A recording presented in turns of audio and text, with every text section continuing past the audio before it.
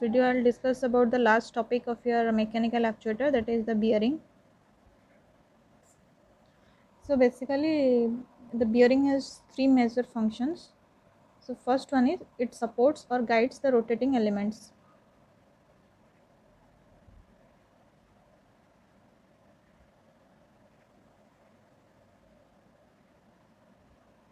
So if you have seen your ceiling fan, you have seen that there is a rod which is fixed to the wall or the ceiling,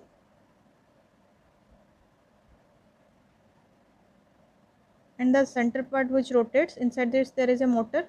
So the motor, it provides rotation to this part, and it transfers, the plates are attached to this part and they transfer the motion to these plates. So this rod, it doesn't move, it is fixed, but this because of the rotation of the motor, this blades and this center part, they moves. So basically the purpose of bearing, here the bearing is attached. The in case of fan there is a ball bearing. So basically the ball bearing construction I will tell later, but I'll just tell here briefly. So it has a inner part which we call it as inner race or inner ring, and this outer part we call it as outer race or outer ring. So in between this inner race and outer race there are spherical balls.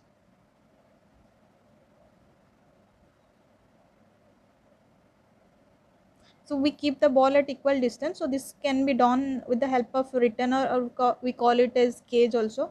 So this retainer or cage is used to maintain this distance between the balls. So basically the inner part or inner ring, that is fixed to this uh, fixed part or this rod, and this outer ring, it is fixed to the rotating element.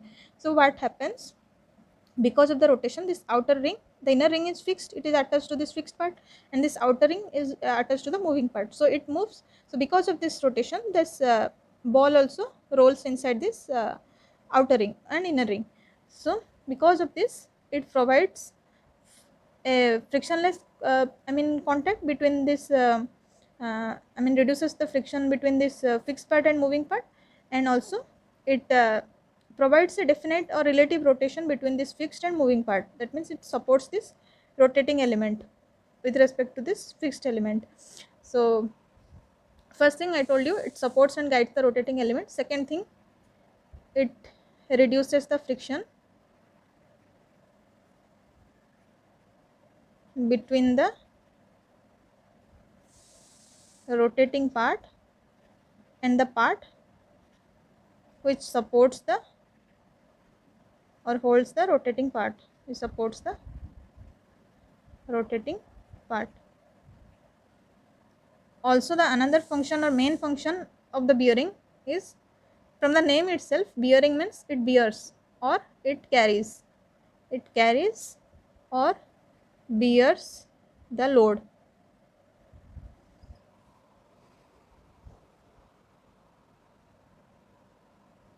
So here the load is applying perpendicular to this bearing, so it is carrying this perpendicular load. Otherwise it will not provide a definite rotation. Without the help of bearing, we will not achieve this particular or definite or constant rotation.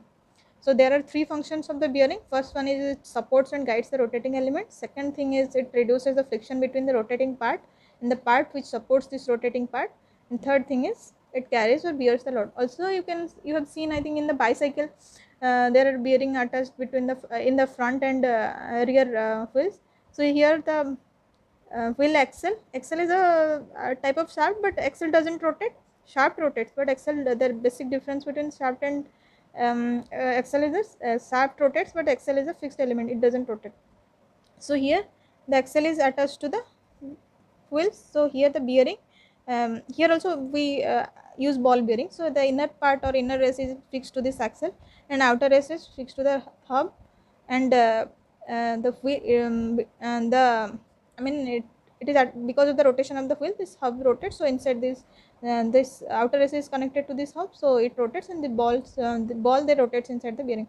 So it also provides the relative rotation relative motion between the this axle and the wheel, and supports the axle and the rotating element or the wheel.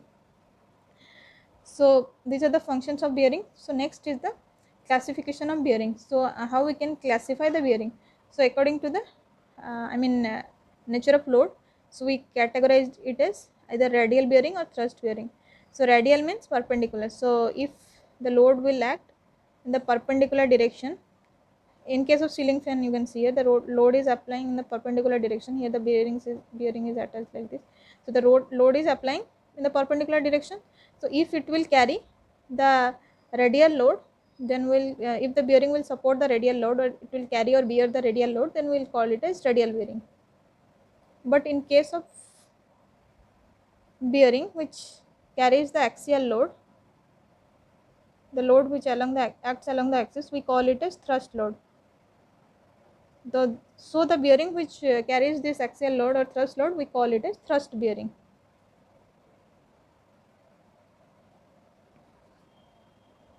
Next is the according to the nature of load. So according to the nature of load, if it will carry a steady load, we will call it a bearing with a steady load. The bearing of a fan or a generator or motor, once you fix the speed or RPM, it rotates with certain speed. So it rotates with a fixed speed. So we call it the bearing which is subjected to steady load, we call it as steady bearing. And the bearing which is subjected to variable load, we call them the bearing with variable load. For example, the bearing used in the camshaft, which are the bearing which is used to support the camshaft. So the camshaft is basically found in the inlet and exhaust valve of diesel engine. So what happens in case of diesel engine? Inlet and exhaust valve of IC engine. So what happens in case of diesel engine? In case of suction stroke, what happens? The piston moves downward. So because of this, there is a vacuum or a negative pressure which is created in the top of the piston. So because of which the valve opens, and in case of diesel engine, only the air enters inside the cylinder. So what happens in case of compression stroke? Both the valve they close. So this piston moves upward in air and it compresses the air. Next you inject the fuel, so then combustion takes place. So because of the combustion, there is a high pressure inside the cylinder. So because of the high pressure, it will push the piston downward. Next it will exhaust the um, uh, air fuel or the combustible mixture. So because of different type of stroke, the bearing will be subjected to variable load according to suction, compression, or power stroke or exhaust stroke. The bearing will be subjected to different type of load. So the camshaft will be subjected to different type of load. So the bearing which will support this camshaft, they will be also subjected to variable loads. So next thing is according to the type. Next is the according to the nature of contact. So according to the nature of contact, we have categorized it as sliding contact bearing or rolling contact bearing.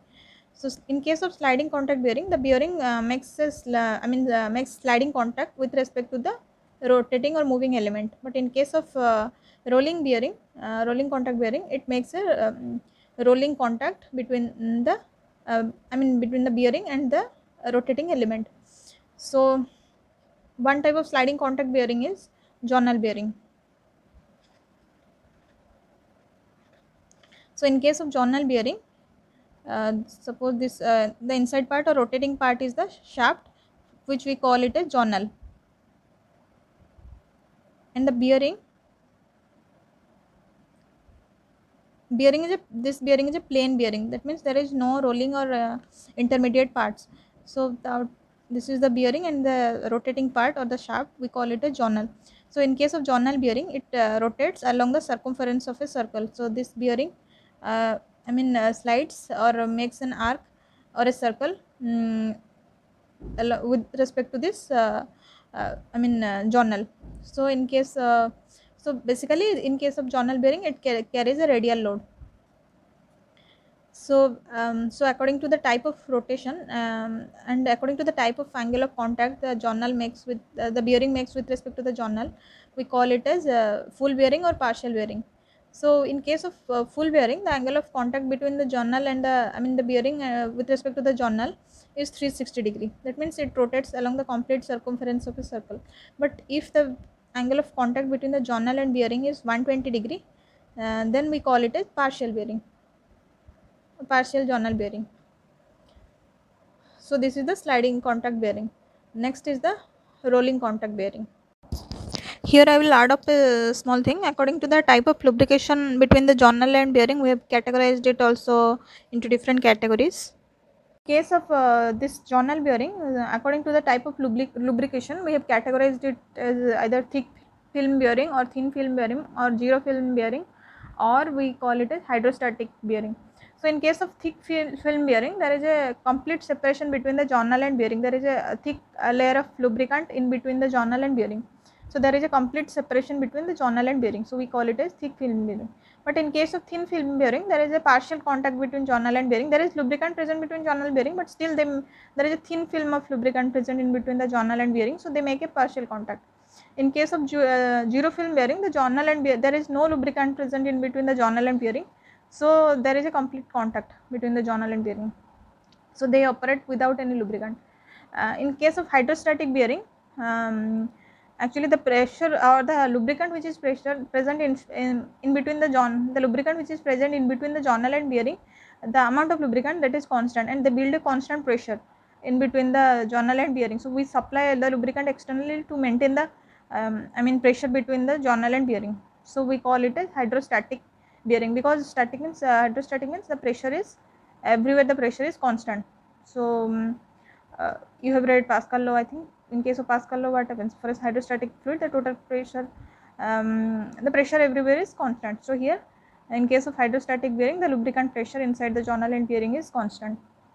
Next is according to the contact, we have categorized this bearing as rolling contact bearing. In case of rolling contact bearing, there are rollers or balls which separates the which makes a rolling contact between the fixed and moving part. So the construction is like it is, you can see here in this diagram, it is this inner part is inner ring or inner rest, this is the outer rest, these are the balls, and the thing which is maintaining the distance between the ball, or which is separating separating the balls, that is called as retainer or cage. So here, in case of ball bearing, the balls are spherical, but in spherical balls, but in case of roller bearing, if you will see here, this is the ball bearing and this is the roller bearing. So here the rolling elements are either cylindrical, conical, or spherical or concave shape. So in this case, when this the inner part is fixed, it's attached to the fixed part, and the outer part is attached to the moving part. So these rollers or these balls, they rotates inside the outer ring, between the inner ring and outer ring. So in case of ball bearing, they make a point contact, but in case of roller bearing, they make a line contact.